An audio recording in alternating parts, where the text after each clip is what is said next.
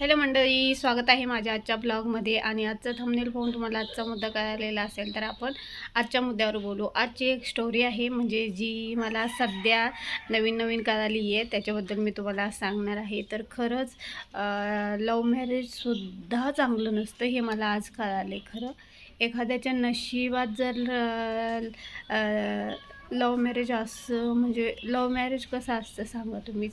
आपल्या मर्जीने केलेलं लग्न, म्हणजे आपण एखाद्याला पाहतो, तो माणूस आपल्याला आवडतो, आपण त्याच्यासोबत काही दिवस राहतो. तो म्हणजे कसा आहे, त्याच्या आवडीनिवडी काय आहेत, त्याला कधी राग येतो, त्याला कधी आनंद येतो, ह्या गोष्टी आपल्याला माहीत असतात. आणि नंतर आपण त्याच्यासोबत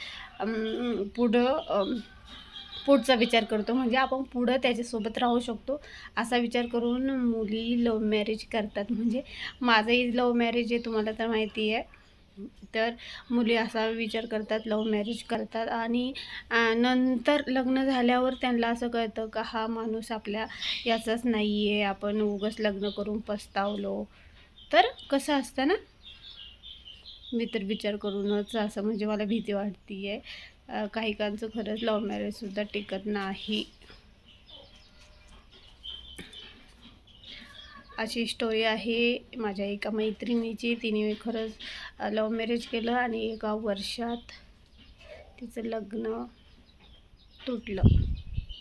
म्हणजे लग्न तुटणं एवढी मोठी गोष्ट आहे, तुम्हाला माहीत असेल कदाचित. कारण लग्न तुटलं तर आपलं काहीच राहत नाही, आपण एकदम झिरो होतो. आणि मग एकदा का आपण झिरो झालो तर आपल्याला आपल्या घरातही हे नाही, म्हणजे मानाचं स्थान भेटत नाही. आपण जर आपलं लग्नामध्ये प्रॉब्लेम आहेत, तर आपण जाऊन जर माहेरी सांगितलं असं असं आहे, तर माहेरचे आपल्याला डिमांड देतात का? मला नाही वाटत देत असतील. आणि खरंच अवघड आहे बाबा. म्हणजे लग्न दोन्हीकडनं टिकतं, आणि लग्न दोन्हीकडनं म्हणजे संपतं. आणि अशी काही नाती असतात ज्यांना नवऱ्याचं प्रेम भेटणं मुश्किल आहे.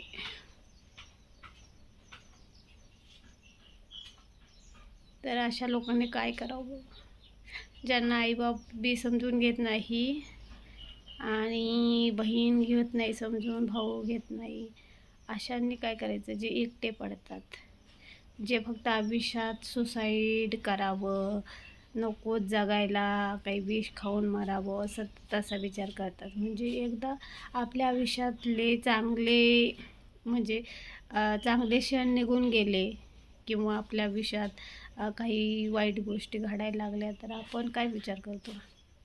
नको जगायला, आपल्याला कोण सपोर्ट करणार, आपलं काय होणार, हाच विचार करतो. असंच काही लोकांच्या बाबतीत होतं. मला तर ऐकूनच भीती वाटते आहे.